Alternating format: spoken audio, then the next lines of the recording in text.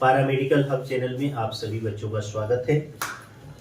Paramedical hub जो है actually बनाया गया है जितने भी पैरामेडिकल के सब्जेक्टेड हैं या कोर्स हैं, जैसे डीएमएलटी हो गया, बीएमएलटी हो गया, बीओटीटी हो गया, डीओटीटी हो गया, जीएनएम हो गया, नर्सिंग हो गया, एक्सरे टेक्नीशियन हो गया, ईसीजी टेक्नीशियन हो गया, जितने भी पैरामेडिकल के स्टूडेंट हैं सभी के लिए है।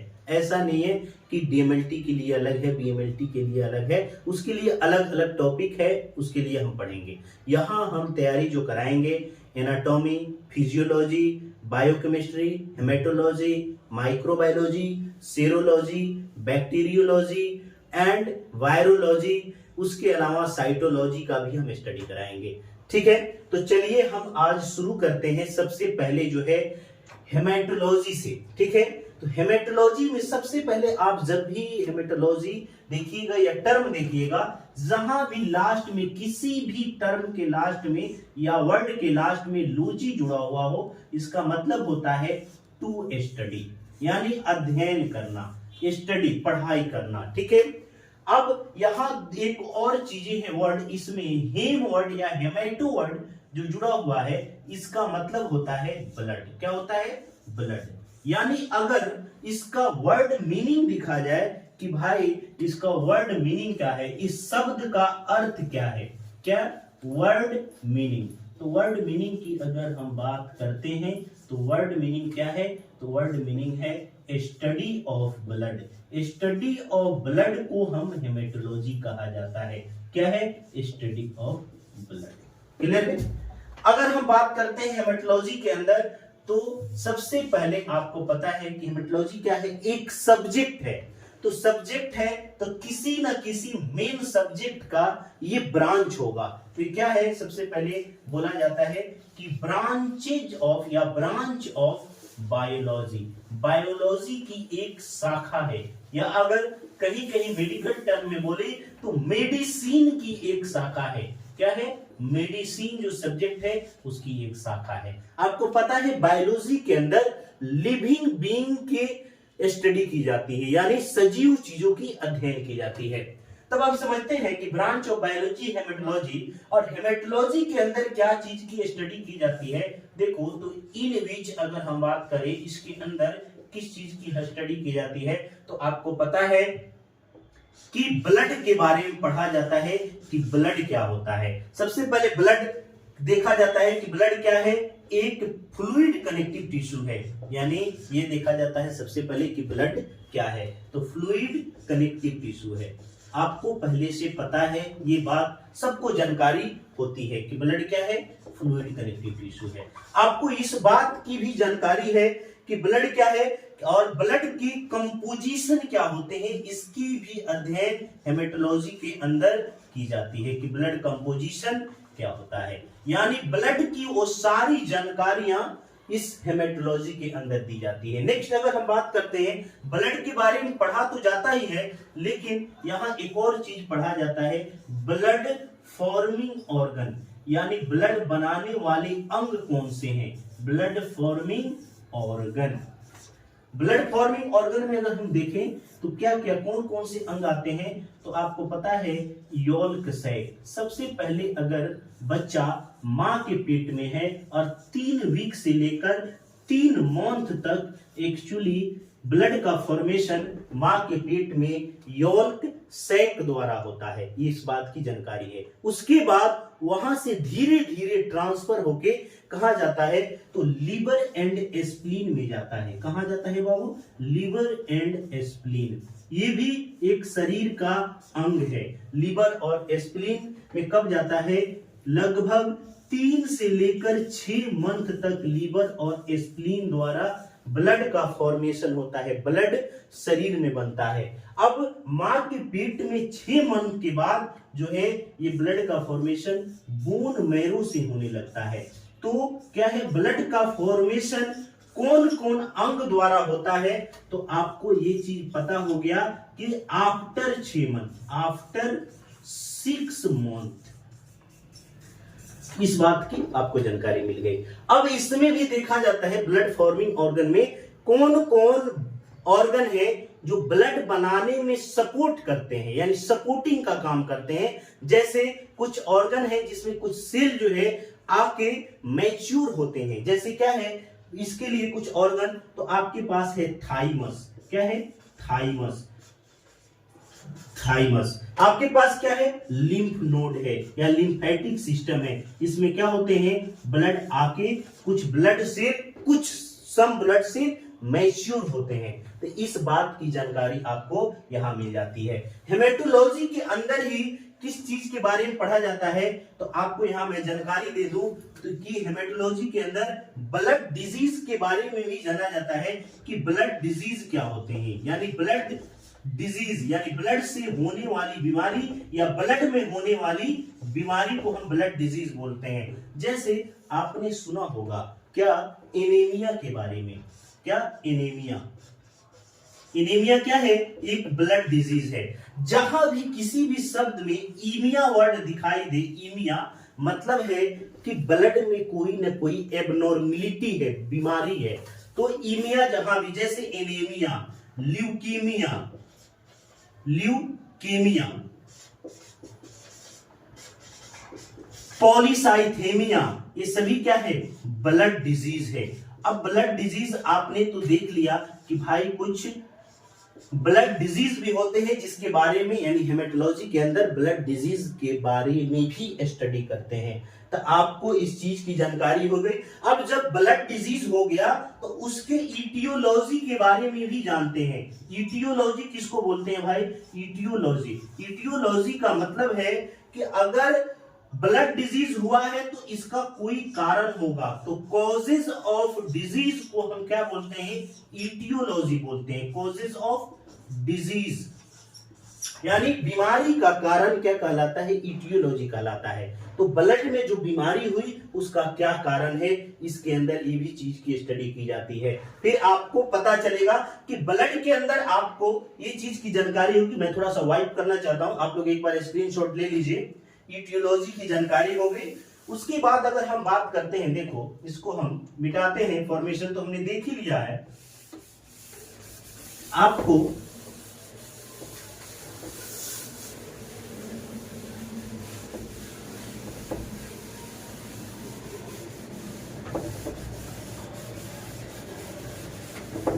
ठीक है, तो आपको पता है कि हमने कहा कि इटियोलॉजी के, फिर हम देखते हैं कि डायग्नोसिस क्या है। डायग्नोसिस हेमेटोलॉजी के अंदर ये भी चीज आता है कि डायग्नोसिस क्या है। अगर कोई ब्लड में बीमारी हुई है तो उसकी जांच हम कैसे करते हैं। तो आपको पहले से पता है कि जांच के लिए सबसे पहला प्राइमरी काम है ब्लड फिल्म। क्या है? Blood film. यानी फिल्म का मतलब है कि ब्लड का चित्र देखना, पिक्चर देखना। आपको क्या करना है?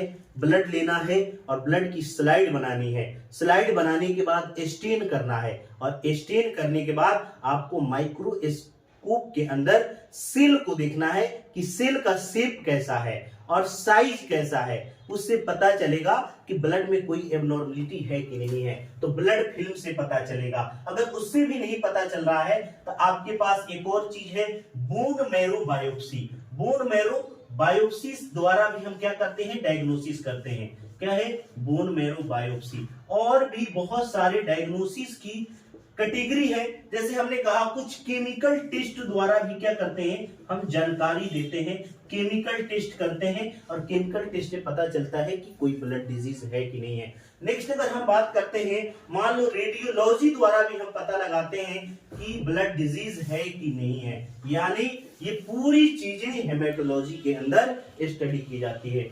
फिर अगर हम बात करते हैं, डायग्नोस्टिक्स तो हो गया, फिर हम आते हैं कि ब्लड में जो डिजीज हुई है उसका ट्रीटमेंट क्या होता है।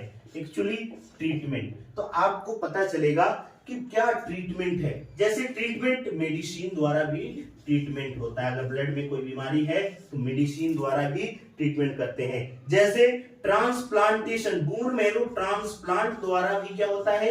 ट्रीटमेंट होता है, बोन मैरो ट्रांसप्लांट। फिर अगर बात करते हैं कीमोथेरेपी द्वारा भी क्या होता है? ट्रीटमेंट। अगर कैंसर हो जाए तो कीमोथेरेपी देते हैं और कीमोथेरेपी द्वारा भी ट्रीटमेंट होता है। बहुत सारे ट्रीटमेंट के टाइप है तो ट्रीटमेंट होते रहते हैं। नेक्स्ट अगर हम बात करते हैं कि प्रोग्नोसिस क्या है। एक्चुअली ट्रीटमेंट के बाद देखा जाता है, डॉक्टर लोग देखते हैं कि भाई प्रोग्नोसिस क्या है। क्या है? प्रोग्नोसिस।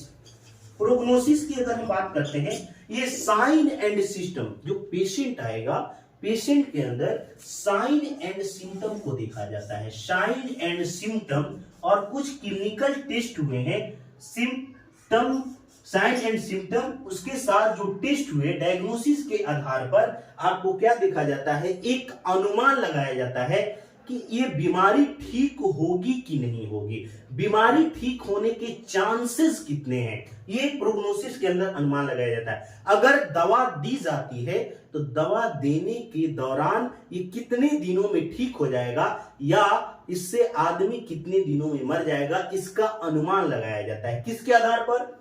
साइन, सिम्टम, डायग्नोसिस, या किस लेवल पे पहुंच चुका है, बीमारी का स्टेजेस क्या है, उसके आधार पर पता लगाया जाता है। नेक्स्ट अगर हम बात करते हैं, इसमें सबसे मस्ट इंपोर्टेंट अगर चीज आता है तो आपको पता है हर एक बीमारी की प्रिवेंशन होती है। क्या है? प्रिवेंशन, यानी रोकथाम। क्या है? प्रिवेंशन मतलब रोकथाम, बीमारी को कैसे रोका जा सकता है। मतलब अगर बीमारी है तो कोई, मान लो हम यहाँ एग्जाम्पल के तौर पे हम एनीमिया को ले रहे हैं। क्या ले रहे हैं? एनीमिया। एनीमिया एक बीमारी है, यानी इसमें हेमोग्लोबिन की कमी हो जाती है, आरबीसी की कमी हो जाती है, उसको एनीमिया बोलते हैं। अब एनीमिया है तो भाई कुछ रोकथाम है, जैसे क्या है कि हम प्रॉपर डाइट ले। क्या ले? प्रॉपर डाइट ले, और ब्लड लॉस हमारा ना हो। क्या हो? ब्लड लॉस से बचे, ब्लड लॉस क्या हो? ना हो, यानी ना हो, मतलब इससे रोकथाम किया जा सकता है। तो आपको पता चला एक लाइन में, अगर मैं हेमेटोलॉजी की बात करूं, परिभाषा की बात करूं, तो haematology is a branch of biology in which deals with A study of blood, blood forming organ, blood disease, blood disease का इटियोलॉजी, इटियोलॉजी के बाद डायग्नोसिस, डायग्नोसिस के बाद ट्रीटमेंट, ट्रीटमेंट के बाद प्रोग्नोसिस, अब प्रोग्नोसिस के बाद प्रिवेंशन। ये सभी चीजों का स्टडी क्या कहलाता है?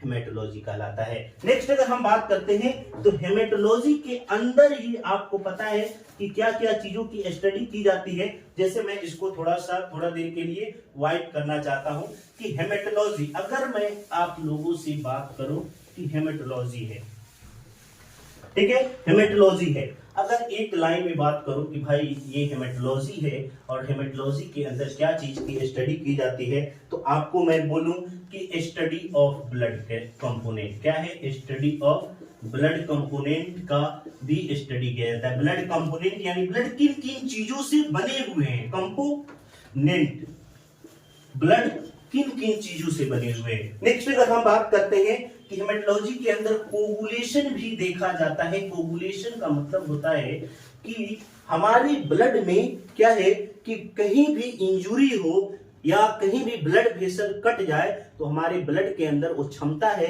कि ऑटोमेटिक वहां जम जाए, क्या हो? क्लॉट हो जाए, और क्लॉट होने के बाद ब्लड शरीर से बाहर जाना रुक जाए, उसी को कोगुलेशन बोलते हैं। तो कोगुलेशन भी जरूरी है। इसके बाद हम क्या करते हैं? Structure and function of cell को भी देखते हैं कि structure and function of blood cell क्या है। Structure and function of blood cell का भी स्टडी इसके अंदर किया जाता है, यानी फिर ब्लड प्लाज्मा या सीरम का भी इसके अंदर स्टडी किया जाता है। ब्लड प्लाज्मा या सीरम का भी स्टडी क्या कहलाता है, ये हेमेटोलॉजी के अंदर ही आता है। फिर अगर हम बात करें कि फंक्शन ऑफ ब्लड भी क्या कहलाता है, फंक्शन ऑफ ब्लड, कि ब्लड का काम क्या है, ये भी फंक्शन ऑफ ब्लड हेमेटोलॉजी कहलाता है। क्या है, यानी ब्लड का काम क्या है, ये सारी चीजें हेमेटोलॉजी के अंदर आती है। और एक चीज मैं बता देना चाहता हूं, इसके अंदर एक और चीज आती है, ब्लड ग्रुप। क्या होता है, ब्लड ग्रुप, यानी blood group and blood banking भी हेमेटोलॉजी के अंदर आता है। ब्लड बैंकिंग को एक अलग सब्जेक्ट भी माना जाता है, बट ज्यादातर केस में क्या है, ये इसी के हेमेटोलॉजी का ही पार्ट है। क्लियर है, blood group and blood banking. आपको ये चीज समझ में आ गई होगी। एक चीज मैं और बता देना चाहता हूं कि हेमेटोलॉजी का जो स्टडी करता है या स्पेशलिस्ट होता है, स्पेशलिस्ट कोई भी व्यक्ति अगर हेमेटोलॉजिस्ट में स्पेशलाइजेशन हासिल करता है या स्पेशलिस्ट होता है उसको हेमेटोलॉजिस्ट बोलते हैं। क्या बोलते हैं? हेमेटोलॉजिस्ट। क्लियर है? आपको अगर मेरा वीडियो या लेक्चर समझ में आए तो लाइक जरूर कीजिएगा और चैनल को सब्सक्राइब जरूर कीजिएगा। ठीक है, तो आज के लिए इतना ही। फिर नेक्स्ट वीडियो में हम क्या बात करेंगे कि ब्लड क्या है और ब्लड से शुरुआत करेंगे। आज हेमेटोलॉजी की शुरुआत हो गई, ये इंट्रोडक्शन वीडियो है। ठीक है।